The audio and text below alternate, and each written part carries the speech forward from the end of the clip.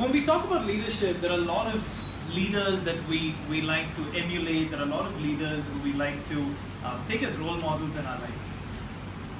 There are 3 leadership lessons that I would like to share with the incoming ExCom, especially the president, as well as the entire team who's going to work along with the president to make this happen. And let me share it in the words of 3 amazing leaders. The first lesson that I would like to share is something that I've learned from the life of Gandhi. One of the most infamous incidents that has been attributed to Gandhi is, have you guys heard about, It's Chori Chora. Yes, incident. absolutely. Yeah. The time when he stole, the time when he sort of went against the conventional social conventions. And if you have read his book, My Experiments with Truth, he talks very deeply about that particular incident and the particular emotion that went through his mind. Now the lesson that I learned was not to steal.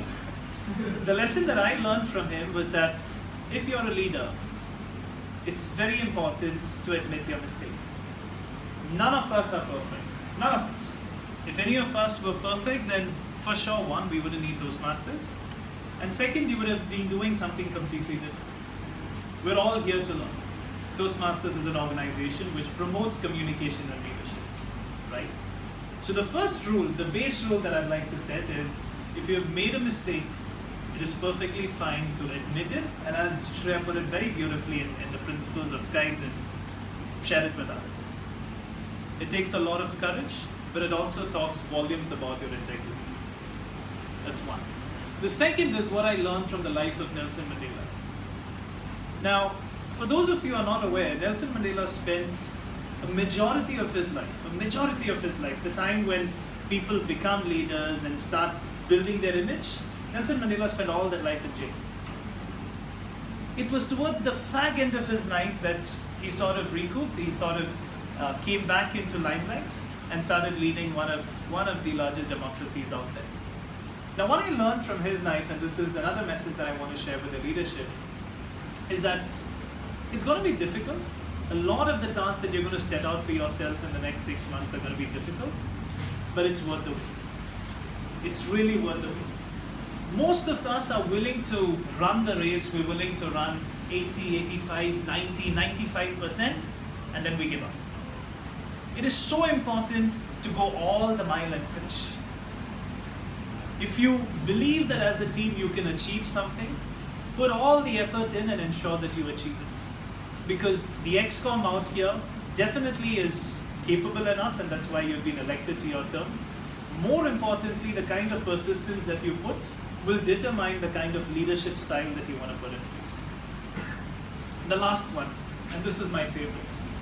The lesson that I've learned from the life of Bhagat Singh. Now many folks, it's a controversial topic. Many folks believe that Bhagat Singh failed in his objective of trying to free the country, which to a certain extent was true. He died before we got free. But what I learn out of this is, if you're truly passionate about something, and if you know that 100% you're not going to achieve it, still go ahead and try it. It's good to have tried something and to have failed than to have never tried at all.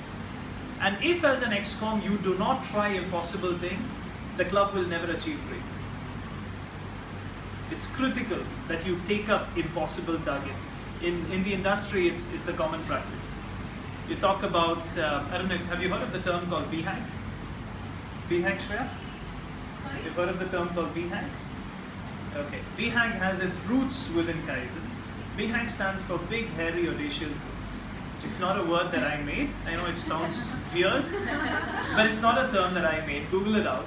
It's a management jargon, and it stands for setting unrealistic goals at the start of a year, so that towards the end of the year, you might not end up achieving it, but you come very close to it. And that's what a BHAG is. With this, I'd like to start the officers' installation ceremony. I'd like to request all the existing officers to please stand and to please join me